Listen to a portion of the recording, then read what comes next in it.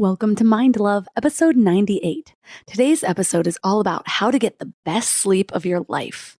If I give people one piece of advice, it's consistency of your wake up time. That turns out to be incredibly, incredibly important. I get it if it's Friday or Saturday night and maybe you want to stay out late or go to the movies or what have you. But when you start to look at what really moves the needle and what really affects sleep, it's keeping a consistent wake up time. That really turns out to be incredibly, incredibly important and allows for people to hopefully be able to wake up feeling refreshed. Turn up your frequency with Mind Love. Bite-sized brain hacks for seekers, dreamers, and doers. It's time to give your mind a little love with your host, Melissa Monti.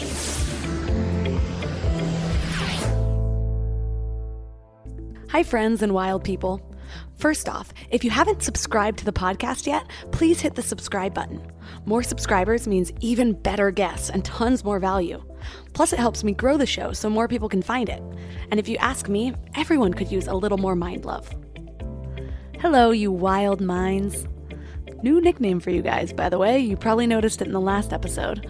But a few of you men reached out and asked that I stop calling you wild women all the time. Totally understandable.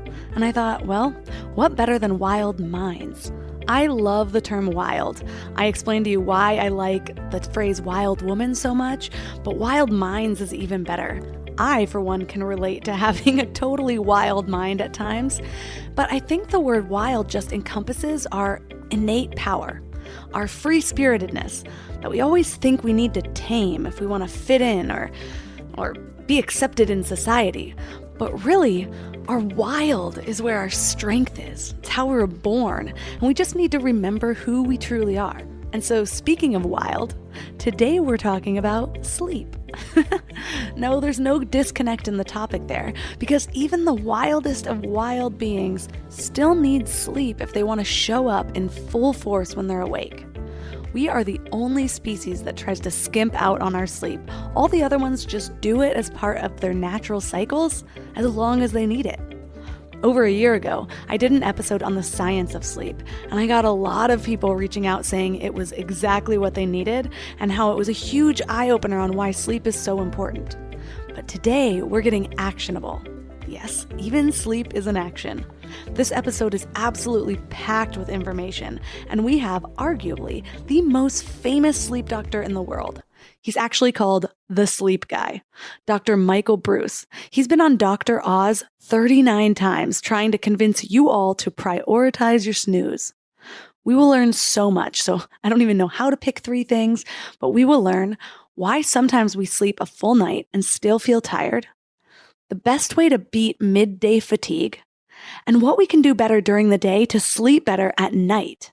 And for all of you coffee lovers, we'll also learn how to optimize our relationship with coffee, even if you think that caffeine doesn't affect you, which is something I've always said, but stay tuned because there's way more information on that. And lastly, I have a power tip for you guys, especially you high achievers or people on the go that really need an extra kick, called the Napa Latte. Before we dive in, I want to make sure you know about the Morning Mind Love. It's the easiest way to start each day with a little reminder about how magical you really are. I get messages from people every single day about how the Morning Mind Love is their favorite way to start the day, or that the message that just came through is exactly what they needed to hear. Just visit mindlove.com and sign up right there on the homepage.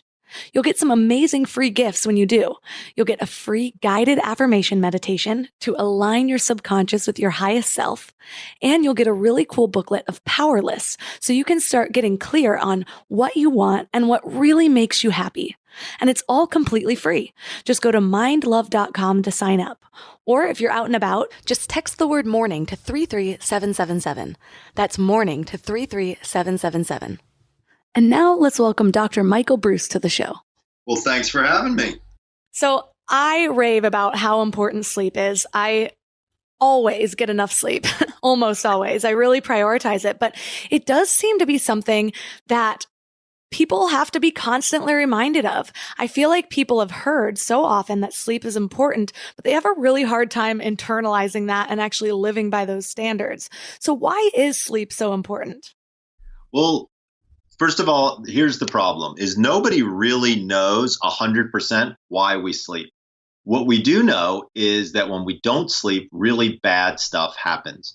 We know that sleep affects every organ system and every disease state. Literally everything you do better with a good night's sleep. But people don't really associate sleep with positive outcomes. People don't realize that sleep is directly affected to pain perception. Sleep is directly affected to weight loss. Sleep is directly affected to depression, anxiety. Literally every single thing a person does, sleep has an effect on. Yet we constantly see people cheating themselves of a good night's sleep. And it's always baffled me because, let's be honest, sleep is healing. That's what it is, right? Your body heals while it sleeps. That's kind of one of the most primary aspects to what is sleep and how does it work. And yet it seems like people are constantly doing things to prevent themselves from getting that healing, whether it's drinking coffee late at night, drinking alcohol late at night, staying up late. I mean, there's just so many different ways that you can kind of screw this up. And I just feel like people don't understand what the true consequences of it are. Why do you think it is that we're so resistant to really wanting to get a good night's sleep? It's honestly one of the easiest things that we can do for ourselves. We lay down and pass out. So why do we fight it? Well, because I think that there's this substance out there that is the most abused substance in the world called caffeine. And that makes us forget that we're sleepy. And so people like to use caffeine to replace sleep on a fairly regular basis. And remember, when your brain is stimulated, whether it's caffeine or whatever, it has an effect, right? And it makes you keep moving and keep going. And you don't really think about sleep. It's kind of amazing. But if you think about it, if you could drink something and get your fitness all in one drink, you'd probably do that. Well, that's what people think coffee is. People think, oh, I'm tired. I just need a cup of coffee. They drink their coffee. They feel reasonably normal. And then they say, okay, well, I must just have needed a little caffeine, when in fact, what they really needed was a good night's sleep. But it's just very difficult for people to make those associations. I really look back on the last 10 years, and there was so long that I was overriding all of my body's signals, whether it was caffeine or it was harder stuff. Like I was prescribed Adderall for a really long time. I used to have an eating disorder. All of these things it was hard to listen to my body. My body was not giving me any signals anymore because it didn't trust me. And I'm wondering though, now that I'm more in tune with that, I feel that if I don't get sleep, I can feel it, even if it's an hour less. Is this because I'm now just in tune with my body, or is something changing as I'm aging as well? Well, number one, you're not that old. So I don't think that there's a whole lot that's going on from an aging process. My guess is that sleep has just become more of a noticeable priority for you, or you realize how much good it does you. And so that's why you start thinking, hey, is this a good idea? Is this not a good idea? I mean, I've all but almost eliminated alcohol because I used to like to have a couple, 3 glasses of wine. And over the course of time, I've figured out ways to have it not affect my sleep. But over time, I realized, hey, this probably isn't the best idea for my body. And so that's kind of what happened. My guess is that's kind of what's going on with you, is over the course of time, you're realizing, hey, this sleep thing is a pretty big deal. And it affects me in so many different areas and ways. I think I'll move forward with it and see if I can get some more of it. How did you actually get to the point of wanting to do that with 3 glasses of wine? I definitely still like having a few glasses of wine. And it's hard to get to that point of really weighing the pros and cons, especially when you can kind of mitigate the reactions. Yeah, and I think that's the biggest problem. And so what happened for me was I just kept waking up not feeling great. I slept fine. But that post-alcohol, not necessarily a hangover, but we know it affects the quality of our sleep. We know it affects our level of dehydration, and it just didn't feel good. I just decided, I hit 50 years old, and I decided, you know what? I'm going to stop doing things that don't feel good the next day. And it was remarkable how much better I felt. So simple, yet so profound. Right. So let's talk about sleep rhythm, because I know we've talked about, or most people have heard about, REM periods of sleep, and there's all these different sleep cycles, but can you break them down for us? Absolutely. So there are stages and then there are cycles. Stages are numbered 1, 2, 3, and 4, and then something called REM sleep. And then cycles are units of these stages put together. So as an example, you go from wake to stage 1 to stage 2, down into stage 3 and 4, back to stage 2, and then on into REM sleep. That little dance maneuver is very specific. Your brain actually follows that specific pattern, number one. But that little kind of maneuver takes approximately 90 minutes. In the world of sleep medicine, we identify sleep cycles by REM periods. So every time you have a REM period, it's considered to be a sleep cycle. And generally speaking, we have 5 of those cycles across the night. So when we start to look at the stages of sleep, there are certain stages that are a little bit more important than others. Stages 3 and 4 is the physically restorative sleep. This is the wake up and feel fantastic sleep. Unfortunately, alcohol almost knocks this out completely. So one of the things that we want to do, especially if we're nursing an injury or we're training for an event or something like that, is you really want to limit alcohol in the evenings because it's just going to have a major effect on your ability to physically restore. REM sleep is really the mental restoration. This is really where we move information from our short-term memory to our long-term memory. We actually create an organizational substructure in our brain for information. And so what happens is your brain has to find the right filing cabinet with the right filing drawer with the right file to deposit that information. And that's what goes on, at least one of the functions during REM sleep. So all of the sleep stages are important, but stages 3 and 4, which we call deep sleep, and REM really appear to be the ones that are the most important in terms of what we know about them. And again, cycles average somewhere between 80 and 120 minutes, but good average is about 90 minutes long. And most normal people have about 5 of those cycles.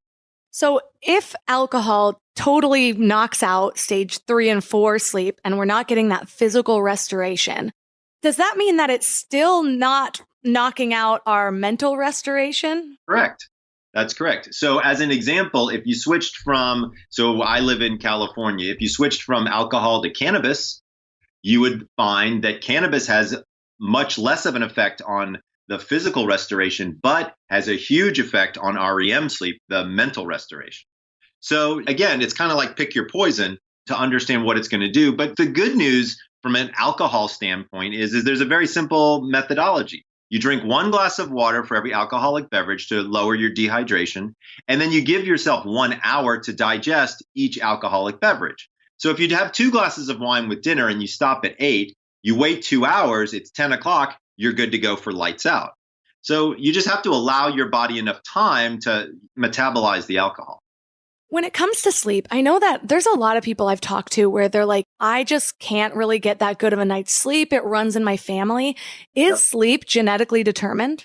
It is. So I have long family lines of patients and their grandmother didn't sleep, their mother didn't sleep, and now they don't sleep type of thing. We think this has to do with certain genetic components. There is actually certain DNA, what we call SNPs, that identify people who have just natural poor quality sleep. You can be born a person who just gets light, crappy sleep. And there's not a lot you can do about it other than avoid things like caffeine, alcohol, nicotine that make sleep even worse. So for some people, they're already starting kind of like behind the 8 ball, if you will. That is terrible. It's like, here, go into this life. You're never going to feel very rested. Have fun. Right. Well, it's not that you're never going to feel rested. It's that you're already at a deficit. You're already getting lighter, crappier sleep. So then anything that you do in your lifetime, whether it's stay up extra half an hour or whatever, is going to have a pretty big effect.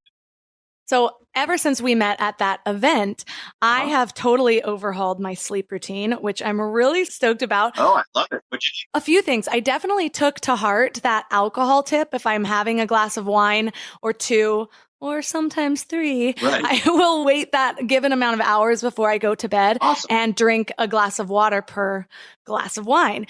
It really makes such a difference. I also have been sleeping with an eye mask on just to have the total blackout effect. Yep. So remind us why that's so important. So it turns out that light is probably the biggest problem for sleep, even more so than sound. Because what happens is when light hits your eye, there are special cells in your eye called melanopsin cells. These cells turn on or off the melatonin faucet in your brain. So by using an eye mask, you actually basically eliminate all the light sources that could be telling your brain to stop producing melatonin. Remember, melatonin is kind of that key that starts the engine for sleep. So we always want that being produced at night. So by using an eye mask, you really eliminate any of those outside effects.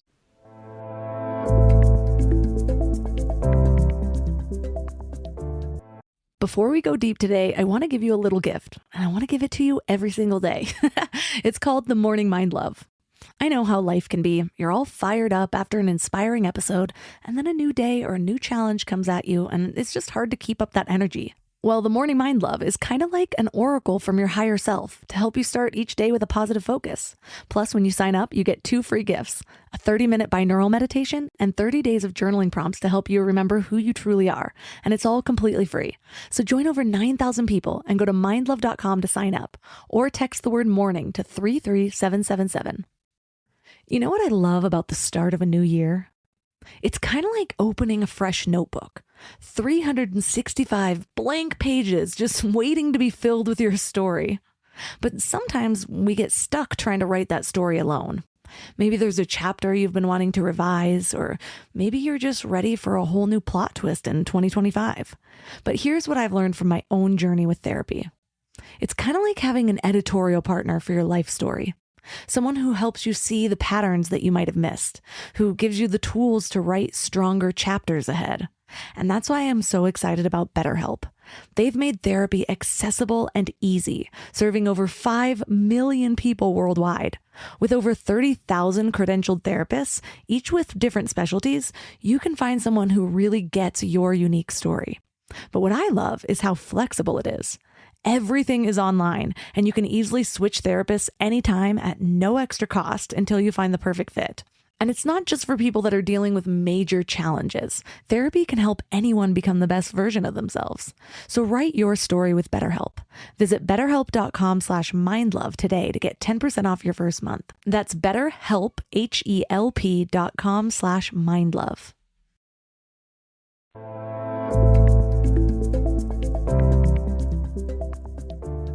Speaking of melatonin, I have this specific melatonin spray that you can spray in your mouth, and it's supposed to help you sleep a little bit deeper.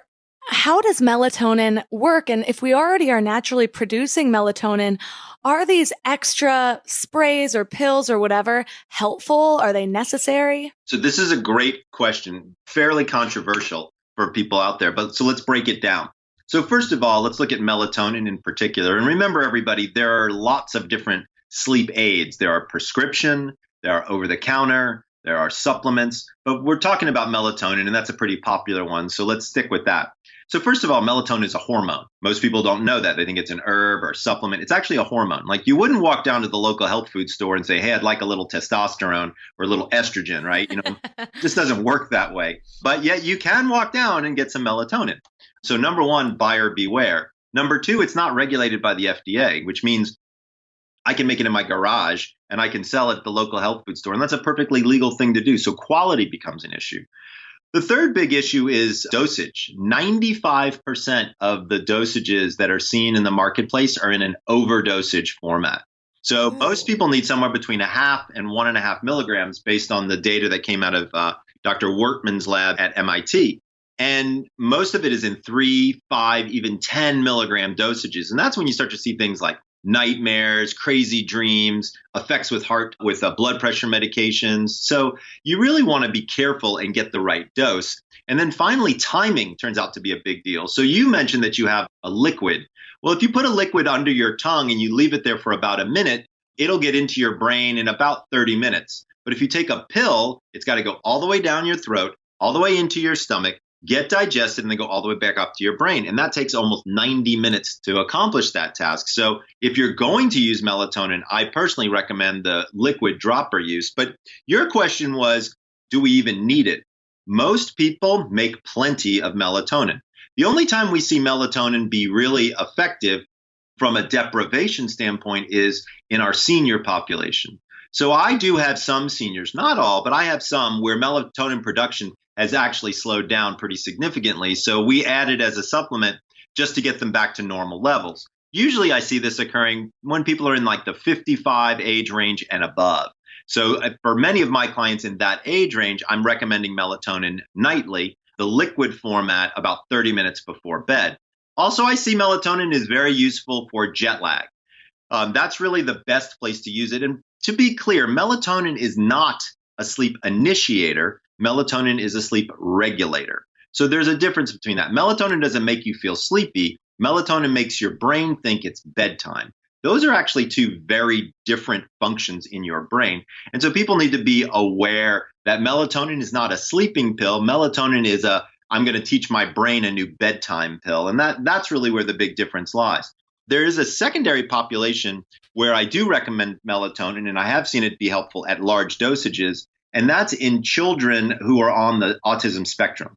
There's been a significant amount of data to show that between 3 and 5 milligrams in these children before bedtime can actually be quite helpful for them. So that might be another sort of special population, if you will. I've noticed that it seems that more women complain to me that they have a hard time sleeping than men. Or is that just my perception? Or do you notice any differences between the way men and women sleep?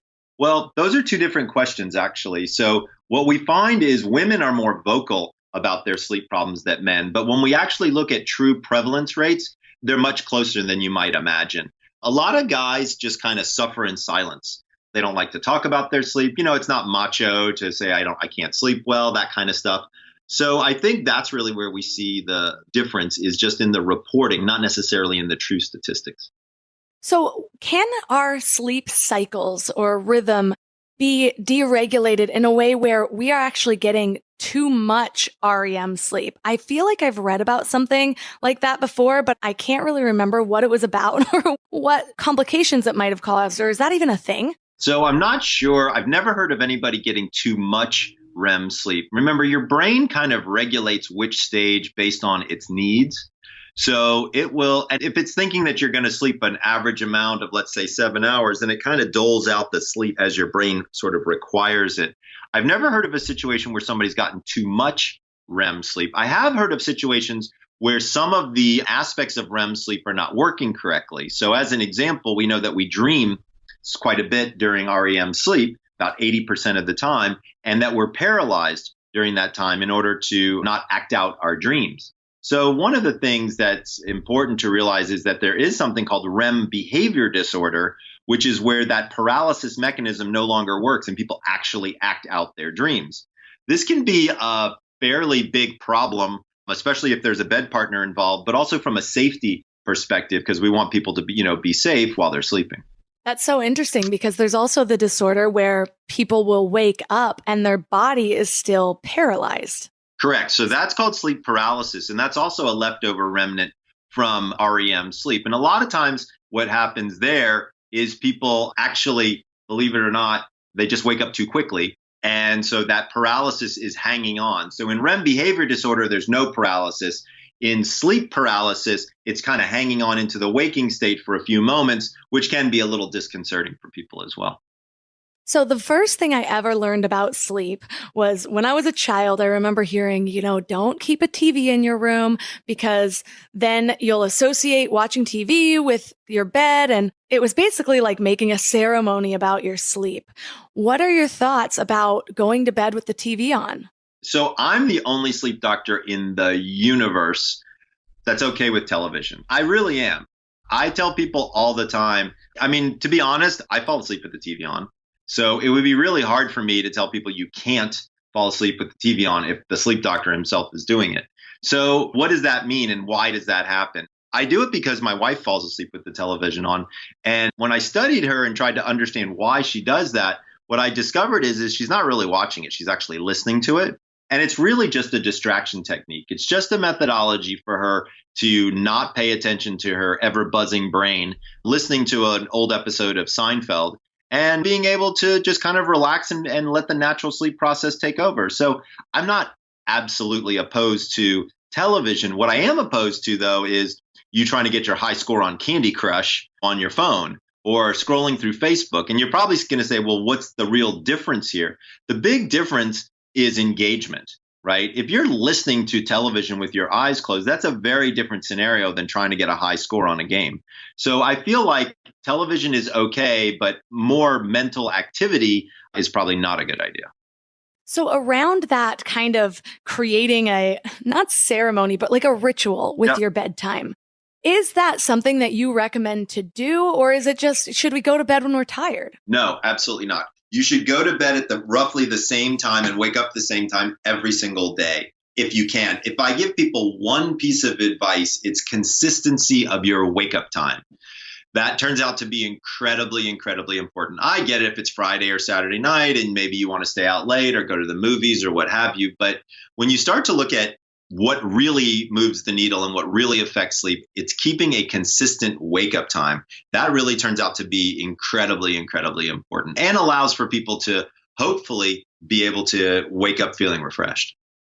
So far we have that if you're drinking alcohol, drink water, take an hour break for each glass that you have, sleep with a sleep mask, and try to go to bed at the same time every single night. And it's okay to watch TV, but not scroll on social media. Now, what about waking up? We're waking up roughly at the same time every day. There's been a lot of talk about, there's these sleep cycle apps that gently wake you up at a certain time compared to the blaring alarm, compared to waking up to melodic birds chirping. Right. What do you recommend with that? So there's never been any data to look at how you wake somebody up as it being more pleasant or not. There has been specialized clocks that can monitor your sleep cycle and try to wake you up in a lighter stage of sleep. That's been fairly popular and occasionally works out. But generally speaking, I tell people you want something I think light is probably the best way to do it. So like those sunrise alarm clocks, those are actually a great idea in most cases. Or sleeping with your blinds open so that the natural light comes in and slowly wakes you up in the morning. That's a great idea. But my morning routine for people is pretty consistent. I want them to keep water by the side of their bed. So when you wake up in the morning, you want to sit up and swing your legs over the end of the bed and just sit there for a second to kind of get oriented. I have people take 5 or 6 deep breaths just to kind of get your respiration going and feeling good. Then I have people stand up and do an inversion stretch. So kind of hang over to get down towards your toes just for a few seconds to kind of loosen up your back, do a couple stretches, and then grab that water and go over to the window. And while drinking a full bottle of water, I want you to get 15 minutes of sunlight. Remember, we were talking earlier and that light helps turn off the melatonin faucet. So this is one of those ways that you can help get rid of some of that brain fog that so many people experience in the morning time. So water, because you're dehydrated, most people don't know this, but just the humidity in your breath, you will lose approximately 1 liter of water every night. So you're helping with the dehydration, you're resetting that circadian clock by getting sunlight, and by waking up at the same time, you're really in great shape. So when we're trying to figure out what our ideal bedtime and wake up time is, it seems, of course, it would be different for different people. How do you recommend that we start to figure out the best time for us? Because, I think sometimes people feel like they're a nighttime person or people feel like they're a morning person. But I have changed over the years, probably more so because of my partying habits or whatever my age Right. really was focusing on. So is there a time that's better for different people? Is it just based on our activity? How do we figure that out? So there's really 2 ways to do this. You can do this in a general sense, or you can do this more specifically. In a general sense, we know that the average sleep cycle is 90 minutes long, and we know that the average person has 5 of those. So 5 times 90 is 450 minutes, divided by 60 to give us hours is 7.5 hours. We know that most people have a socially determined wake up time. So most people wake up at the same time, at least during the week. In my house, we get up around 6:15, 6:30 to get kids up, start getting the dogs ready, that kind of thing. So I take 6:30, I count back 7.5 hours, and that puts me at 11 o'clock to fall asleep.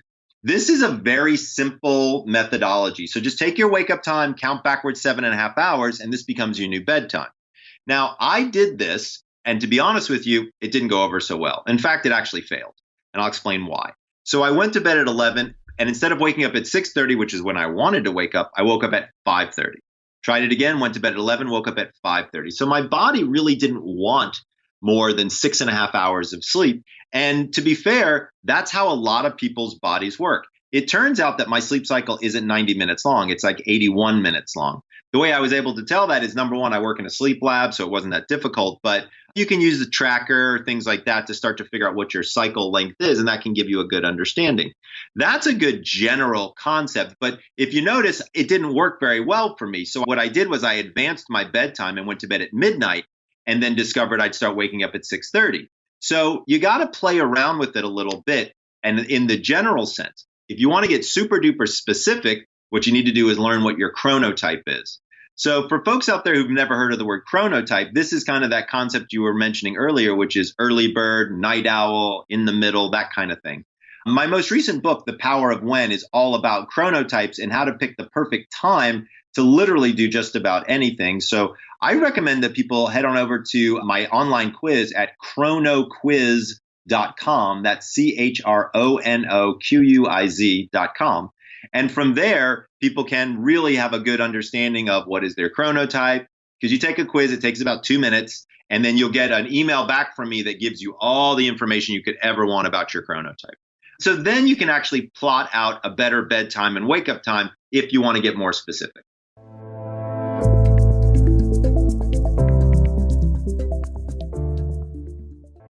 You know what's crazy? After all these years of hosting Mind Love and talking to some of the world's leading experts, one of the biggest eye-openers for me has been just how much our gut affects, well, everything. When my gut feels good, my mind feels clear, my intuition is stronger, and I just feel more balanced. And that's why I'm excited about Zoe, a science-backed nutrition company that is totally changing how we understand our gut health. They've created the most scientifically advanced at-home gut test and built the world's largest microbiome database. So when you get your results, you're not getting generic advice. You're getting insights about your body that other companies just don't have the data to provide. There's also just so much misleading health information out there. Food companies even pay influencers to promote ultra-processed foods as healthy. And that's why I love that Zoe relies purely on science. Real science. The randomized controlled trial showed that participants were 4 times as likely to report better sleep and more energy, all thanks to the info from the largest microbiome database on the planet. So go to Zoe.com and find out what Zoe membership could do for you. And because you listen to Mind Love, you can use the exclusive code MINDLOVE10 to get 10% off membership. As a Zoe member, you'll get an at-home test kit and personalized nutrition program to help you make smarter food choices that support your gut. That's Zoe.com. Use MindLove10 at checkout. Trust your gut. Trust Zoe.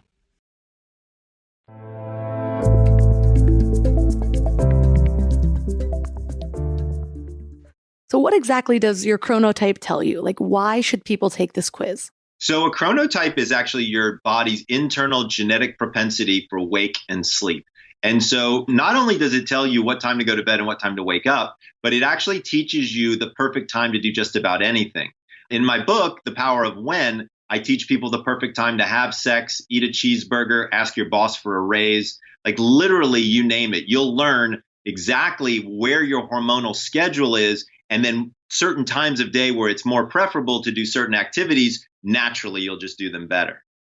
So would that be time of day, time of year, time of month? Time of day, actually, believe it or not. Interesting. That's so cool because there's so much that I've been studying about working with my woman's cycle about different times to do things. And it really does make a difference, like when my creativity is going to be surging, when I'm going to want to be hermiting. And so that kind of works the same, but on a day scale, correct? Correct. Exactly. And so it's hard to give specific recommendations until I know somebody's chronotype and things like that. But the book does a really good job of that. And it's kind of one of those fun books where once you learn your chronotype, you can start to skip around and pick. You don't have to read this thing cover to cover. You can go straight to the chapter on sex, which apparently is the most popular chapter. You could go to the chapter on caffeine. You can go to the chapter on alcohol. Like there's all kinds of different ideas here to show you just basically when to do what for your body. So I remember reading about somebody who was trying to play with their sleep cycles in a way where they were sleeping like a couple of hours and then waking up and being productive and then sleeping again. And it was like this 24-hour cycle, which to me seems miserable. But does something like that work? Is it beneficial? So here's what's interesting about that is it's possible. I'm not convinced that it's beneficial. It's called polyphasic sleep. Tim Ferriss talks about it. It's been all over the internet for years. But the truth of the matter is for most people, polyphasic sleep is not a great idea. Now, to be fair, there are millions of people who actually have a polyphasic sleep schedule. They live in Latin America, they sleep at night, and then they have a siesta. during the daytime. That's a mild form of polyphasic sleep, which is actually very socially acceptable and works out quite well. It's when you really start to lower the amount of sleep at night, where you go down to 4 hours or 3.5 hours at night, and then you're taking multiple naps during the day. This is a very potentially dangerous schedule for people. And so I'm always very hesitant when people are asking me, hey, Michael, can you help me develop a polyphasic sleep schedule? I've probably developed them for maybe a dozen people in my career, and only one person's ever been able to keep the schedule without either having a major depressive episode or just not being able to deal with it because of travel or different social commitments or things like that. So it's a very, very strict schedule. And to be honest with you, most people, they just don't last. I'm also curious about dreams. Some people remember their dreams, some people don't. Lately, for some reason, it's really odd. Last week, I had like 4 really bad nightmares in a row, and I don't watch scary movies before I go to bed. I wasn't really that stressed out. So what really affects our dreams? So while I don't do dream interpretation, what we do understand is that most people dream about topics that are things that have been recent to them. So if you saw a scary movie, then maybe you would dream about something like that. Sometimes dream content can be very bizarre. And what happens is a piece of information that you're trying to put into your long-term memory kind of gets misguided, attaches itself to something else, and then all of a sudden it pops up in your head. We really don't have a great understanding of exactly how dreams work because they're almost impossible to study. But we do know that people have stress dreams, and then people have nightmares, and then people have just regular old vivid dreams. So stress dreams are repetitive dreams that have a tendency to occur, generally speaking, when you're stressed out. Nightmares are ones where there's some type of a violent content usually, or there's a persecution, somebody's trying to come after you. And then just regular dreaming is regular old dreaming. Nobody's really been able to come up with a great methodology yet to be able to predict when somebody's going to have a bad dream. There are some good nightmare treatments out there, but that's kind of a different story. Oh, I've heard that dreams do help with processing. Maybe it's those stress dreams, whatever. Have you noticed a difference in really the general lives of people who remember their dreams or who don't? Or does it not really matter? I've never found it mattering one way or another. Most people don't remember all of their dreams, and that's because you have a tendency to remember the dreams when you wake up in the middle of one of them.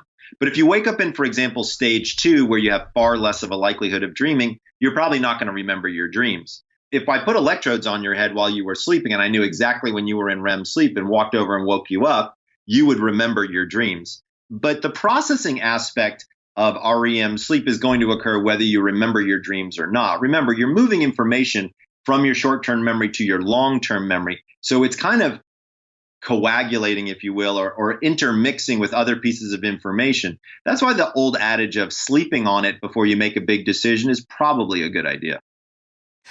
So true.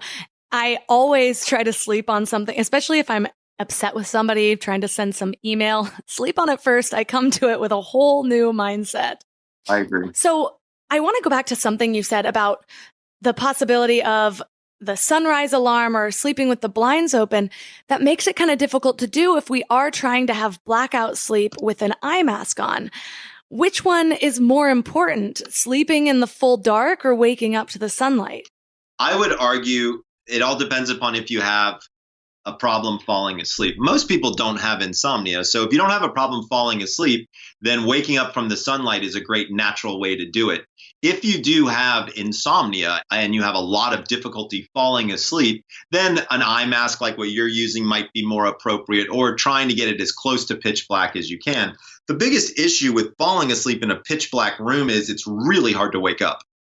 Yeah, I know. I tried the blackout curtains first, and it was really, really difficult. It was like I would lay in bed longer than I ever have. Right. And so now with the eye mask, it's pretty easy because when I wake up, I'll just move it up. And if I'm still laying down for a minute, at least I still have a little bit of sunlight coming through my eyelids.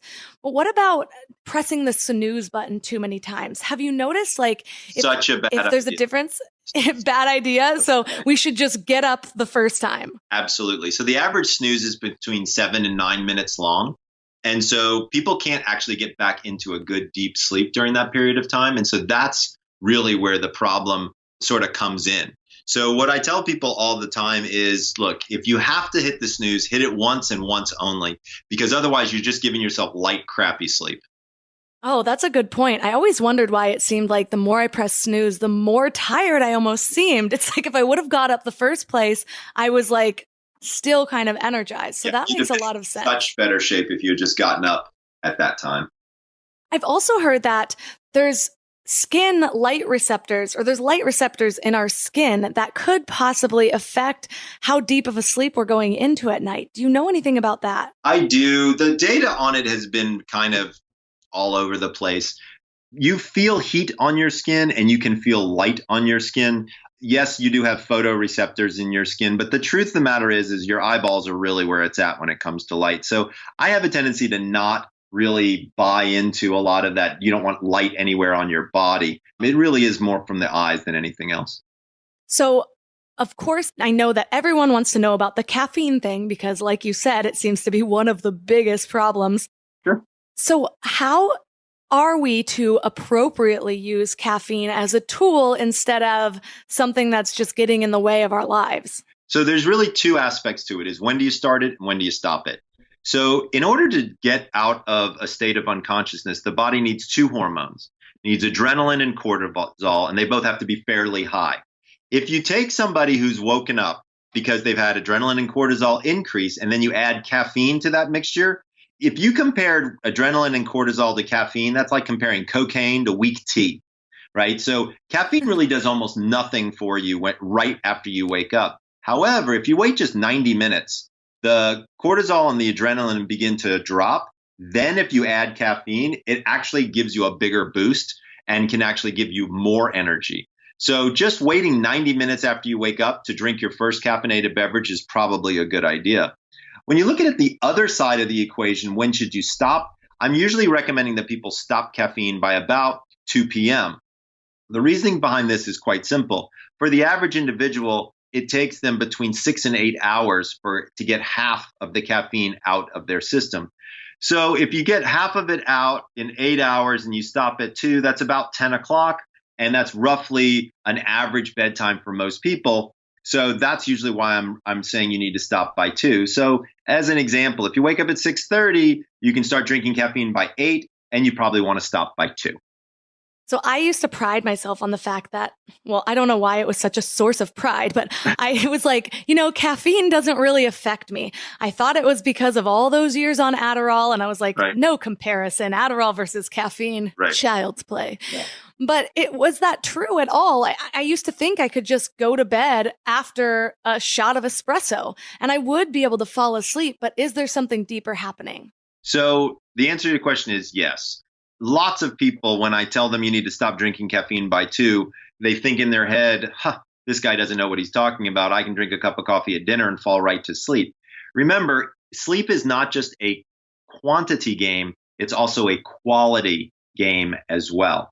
So that being said, remember that if I put electrodes on your head after you drank that coffee and you went to sleep, you would not be getting that good, refreshing, physically restorative sleep, that stage 3, 4 sleep. So that's definitely part of the issue. So I would argue that while you might be able to fall asleep, the sleep that you're getting really isn't all that good. So caffeine and alcohol limit way before bedtime. But you mentioned that cannabis might be a little bit more helpful. I was kind of case studying with my husband, and we were noticing that we thought there could be a difference between sativa and indica strands. When I would smoke a heavy indica, I felt like I would wake up groggier. Do you know any differentiations about those two or about weed in general for our sleep quality? Absolutely. So the big factor here is, so first of all, indica has a greater tendency to give you more of a body relaxation high as opposed to more of a mental stimulation high. So sativa has a tendency to do that more than indica. But to be fair, when people are out there and they're going to dispensaries, there's very few, if any, pure indica out there or pure sativa out there. Almost everything is a hybrid. So number one is you want to really understand what it is that you're utilizing for sure. But number two is there's a ratio that nobody's actually figured out just yet to look at. But what you really want is you want a decent CBD to THC ratio. Some people look at things like 2-to-1. Some people look at 8-to-1. It really seems to vary quite a bit. But you do need some level of THC to help get the CBD in. But believe it or not, THC and CBD are not the things that help you with your sleep. It's something called CBN. CBN, which is actually oxidized THC, turns out to be incredibly helpful for sleep. But you have to look and make sure that the manufacturer has actually put CBN into the distillate. Otherwise, you may not be getting any of it. So I know that you travel a lot, and so do I. So there's a big thing with jet lag, especially as people are going between time zones. How do we deal with jet lag without just burning ourselves out? So my favorite tool for that is something that we can give to all of your listeners for free. It's called Time Shifter. So if you go over to the App Store on whatever device you have and you look up Time Shifter, what you'll discover is this is an app that actually creates a schedule that tells you when to use melatonin, caffeine, light, and napping, all topics that we've been covering during your podcast in a very particular order so that you don't get jet lag. So that's usually what I'm recommending to most of my patients is to try the Time Shifter app. And the good news is if you use the code TheSleepDoctor, you get the first 2 jet lag plans for free. Oh, amazing. Definitely going to be linking to that in the show notes so listeners can go there, and I'll have a direct link to both of the tools, the Chronotype quiz and the Time Shifter app. I also wanted to ask about your personal sleep kit. As you are traveling around, do you use any physical tools that help make sure that you're constantly getting proper sleep every day? I do. So I keep an eye mask, earplugs. I keep compression socks in my backpack because especially for long flights, those can be super helpful. I keep specialized meditation and relaxation music on my phone so that way if I need to listen to something, I can.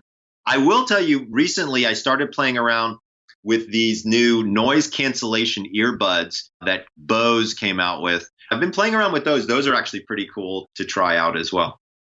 So what do compression socks actually do that help us sleep?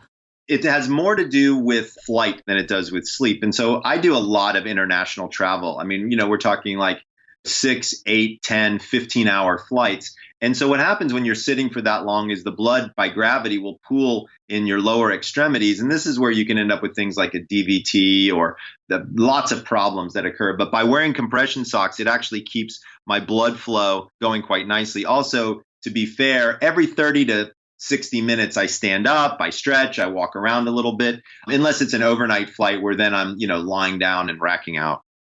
What about food before sleep? I've heard that having to digest food while we're trying to sleep could affect that. Does it disrupt more our digestion or our sleep or both? It depends on what you eat. So if you have like a 250 calorie snack that's, let's say, 70% carbohydrates and let's say 30% fat and protein, that's going to make you feel sleepy. But if you have the opposite, where you have lots of protein, lots of fat, and few carbohydrates, it's actually going to be more alerting. Many people tell me like when they go completely keto or paleo, they end up having a hard time falling asleep because they feel so energized. That's not an uncommon side effect that we see people having from those.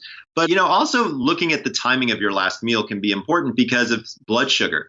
Many of my patients wake up at 2 or 3 o'clock in the morning, and it turns out that their blood sugar is low because they, let's say, finish their meal at 7 o'clock and they go to bed at midnight, and then it's 3 o'clock in the morning. It's 8 hours later and their body's wondering what's going on. For the people that do have that deep lull during, the 2 o'clock or 3 o'clock lull, you say that we don't want to have caffeine after that time. So what is a better way to refresh ourselves? So are you talking about the daily lull, or are you talking about people who wake up in the middle of the night? Oh, wow. Now I have both questions. So if you're talking about that daily kind of lull in the afternoon, that's due to a mild temperature drop, which releases melatonin. So the best thing you can do is around 1 o'clock in the afternoon, instead of going for a coffee break, you should go for a sunshine break. Go outside and get some direct sunlight. This will actually help increase your core body temperature and prevent that melatonin production, and you'll actually wake up quite nicely.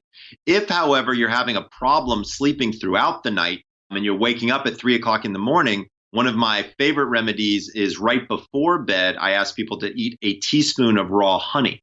Now, you might be wondering, oh my gosh, what is he talking about? Well, raw honey is difficult for somebody to digest, and it can actually keep their blood sugar stable all night long. If you're into paleo, keto, or you're diabetic and you don't want to eat honey, guava leaf tea, not guava juice and not guava fruit, but guava leaf tea will do the same thing. You mentioned something at the event that we met at called the Napa Latte. Can you explain what that is? So for most of my CEOs and on-the-go people, I created this technique called the Napa Latte. So you go out and you get a cup of drip black coffee, and you throw a couple ice cubes in it merely to cool it down. You don't want to add sugar or creamer because you don't want the dairy and you don't want the sugar. You down it as quick as you can, and then you immediately take a 25-minute nap.